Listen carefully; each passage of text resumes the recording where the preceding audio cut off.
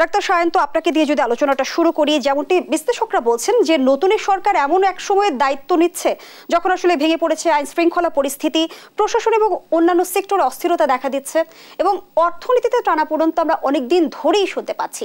সামনের দিনগুলো যে নবগঠিত অন্তর্বর্তীকালীন সরকারের জন্য সহজ হবে না সেটি তো আসলে আমরা ধরেই নিতে পারি, কি বলবেন? আপনাকে ধন্যবাদ। এবং আমার বক্তব্যের শুরুতেই আমি আমার সহ-আলোচক যিনি আছেন ওনাকেও শুভেচ্ছা এবং দর্শক যারা শুনছেন তাদের জন্য শুভেচ্ছা। এই আন্দোলনে একটা ভয়াবহ স্বৈরাচারকে পতন করতে গিয়ে এই আন্দোলনে ছাত্র জনতা সহ যারা নিহত হয়েছেন, শহীদ হয়েছেন, তাদের সবার মাগফিরাত কামনা করছি আত্মার। আর যারা আহত হয়েছেন, ক্ষতিগ্রস্ত হয়েছেন, তাদের জন্য সমবেদনা এবং রোগ মুক্তি কামনা করছি, তাদের সুস্থতা কামনা করছি। এবং আমি ব্যক্তিগতভাবে আর একটা কৃতজ্ঞতা প্রকাশ করি এই জন্য যে আমি নিজেও গত মাসের 17 তারিখে প্রথম দিন আবু সাইদ সহ 6 জন ছাত্র যেদিন হত্যাকাণ্ডের শিকার হয় তার যে গায়েবানা জানাজার প্রোগ্রাম ছিল 17 তারিখে, সেই প্রোগ্রামে আমি বায়তুল মুকাররম মসজিদে নামাজ পড়তে যাই। নামাজ পড়তে দেয়নি, উল্টা আমাকে গেট থেকে গ্রেফতার করে নিয়ে যায় এবং 20 দিন আমি জেলে ছিলাম।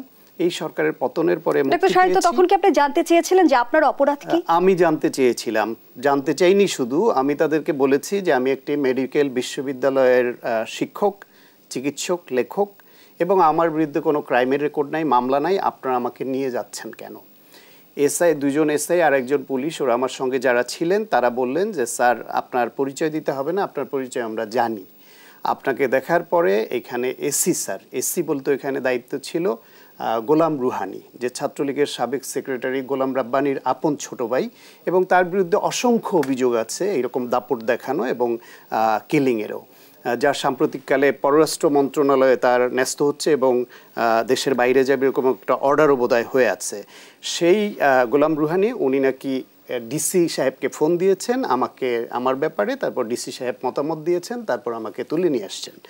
এখন বুঝতেই পারেন যে আমি শুধু সংবাদ মাধ্যমে কথা বলা, সরকারের সমালোচনা করা আর লেখা, এর বাইরে আমি কোনো স্ট্রিট পলিটিক্সে ইনভলভ না। কোনো রকম কোনো ক্রাইমে কখনো নিজেকে যুক্ত হয়েছে এটা সচেতনভাবে আমি এড়িয়ে চলেছি।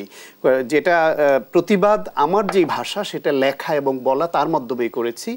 আমাকেও জেল খাটতে হলো এবং যে কারণে প্রসঙ্গটা আমি আনলাম সেটি হলো যে আমি বের হয়ে আসতে পেরেছি এই সরকারের স্বৈরাচারের পতনের ফলে এই যে যারা আন্দোলন করলেন, জীবন দিলেন, আহত হলেন, এদের রক্তের বিনিময়ে আমার মুক্তিটাও নিশ্চিত হয়েছে। সেজন্য আমি আজীবন তাদের কাছে কৃতজ্ঞ। কারণ এই স্বৈরাচারের কারাগার থেকে এইবার যদি তারা পরাজিত না হতো, পতন না হতো, টিকে যেত, তাহলে অতীতের থেকে আরও ভয়াবহ দানবে পরিণত হতো এবং আমরা কেউ হয়তো খুব সহসাই মুক্তিও পেতাম না।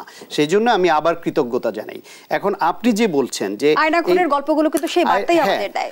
দেখেন, এইটা একটা স্বাধীন দেশে এত বছর ধরে আপনার এই প্রোগ্রামেও বহু জায়গায় গুম খুনের বিরুদ্ধে কথা বলেছি, ক্রস ফায়ারের বিরুদ্ধে, এক্সট্রা জুডিশিয়াল কিলিংয়ের বিরুদ্ধে কথা বলেছি। আওয়ামী লীগের পক্ষ থেকে যারা আসছেন তারা বেমালুম অস্বীকার করেছেন, কোনোটাই মানতে চায়নি।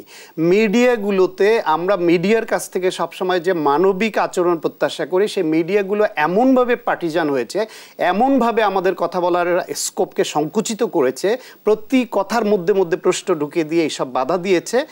তারাও পর্যন্ত গুম খুনের যেরকম প্রতিবাদ জানানো দরকার, ওন করা দরকার, সেটা করেনি। শেষ পর্যন্ত কি হলো, যদি এই সরকারের এইরকম আকস্মিক পতন না হতো তাহলে আয়নাঘর থেকে এই জীবিত মানুষ এবং এখানে যে কঙ্কাল পাওয়া যাচ্ছে, লাশ পাওয়া যাচ্ছে, এগুলো আমরা পেতাম না, জানতাম না।